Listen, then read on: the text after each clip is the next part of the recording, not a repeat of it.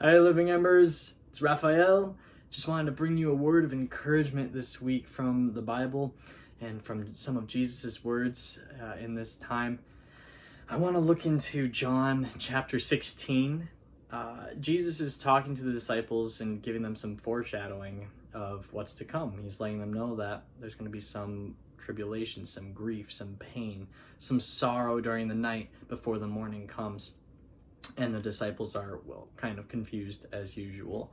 And they're like, Jesus, we don't get it. And he's like, I know, but there will come a day when you do. And they get really excited. And they're like, wow, you're speaking words of true wisdom. Now we truly believe. And in verse 31, Jesus says, you believe at last, but a time is coming and has come when you will be scattered, each to his own home. You will leave me all alone. Yet I am not alone, for my Father is with me. I've told you these things so that in me you may have peace. In this world you will have trouble, but take heart, I have overcome the world. I think that we can get so caught up in the troubles, the trials, the various things that are happening around us and to us, and also to those who are near us. We get so distracted by them that we think that the solution is somehow within ourselves or within the world. And the enemy wants nothing more than to do anything to take our eyes off of Jesus. The second we start saying that Jesus is not the answer, you're going to have problems.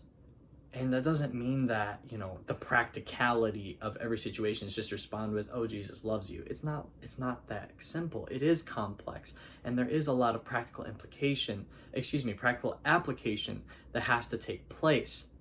But it starts with our firm stance in who Christ is. When he says that he overcame the world, that doesn't just mean that he did something that impacted the whole world.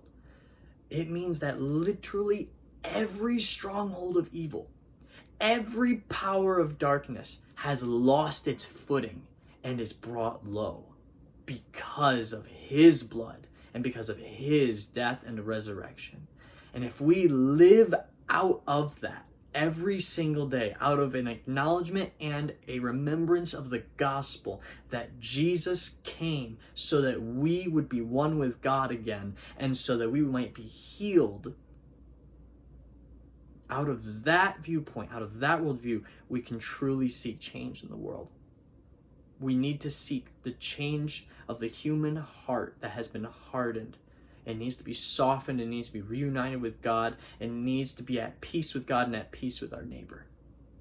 And as we flow out of that, we can truly face and wrestle with the issues that we have today with a firm stance and a confident hope in both who Christ is and what he has for us.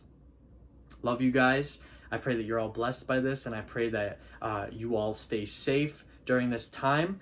And also, I pray that you are able to continue joining us in these videos as well as in our streams on Sunday nights at 7 o'clock. And invite people, let people know what's happening.